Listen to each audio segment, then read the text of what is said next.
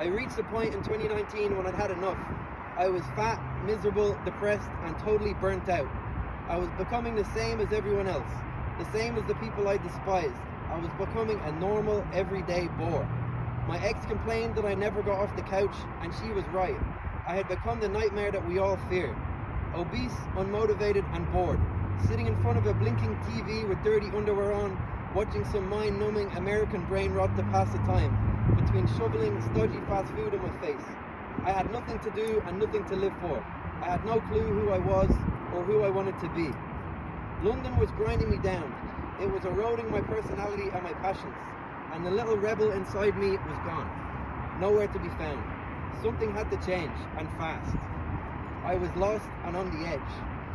A short while after my realization, a big breakup hit me, and I had an epiphany, which in all fairness was probably partly due to the large amount of magic mushrooms I was taking, the strange Scottish man who used to hypnotize me once a week, and all of the spells that my friend who just started practicing occult Buddhism had been performing on me. But an epiphany is an epiphany, and who was I to complain?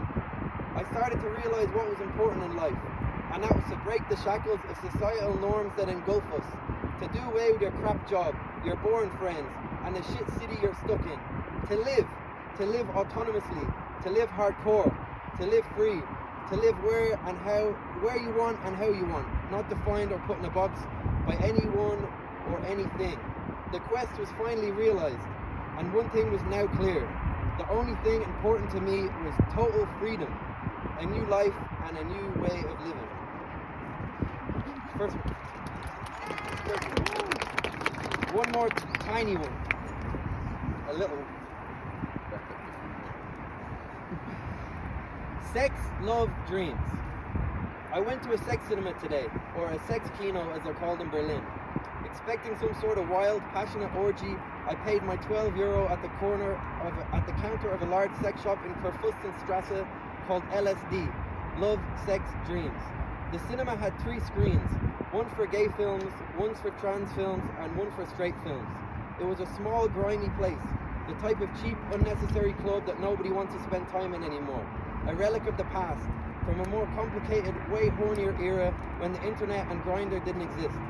In my head, sex cinemas were large, decorative places that actually looked like cinemas, but this place definitely didn't have any vintage charm, and was overall as depressing as it gets. I started in the trans screen, as it was right next to the front door. The room was full of middle-aged men jerking off, which took me by surprise. Surely, I thought, there must be some women and young people around the corner. The straight screen was a little bigger, with red chairs loosely arranged in an arch to watch a large screen that was pumping out vintage pornos. In this room there was one old man watching and smoking a cigarette. He was fully dressed and looking incredibly bored, slumped on a chair with his bag of groceries next to him.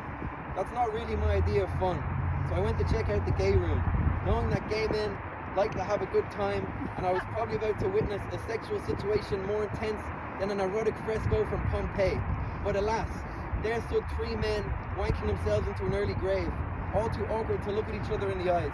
It looked like some sort of odd performance art piece, and was one of the least sexually stimulating sights I've ever witnessed. I left, cycled home, and ate a chicken doner in bed. My journey into the German sex underworld was not off to a good start. That's it, thank you. Thank you.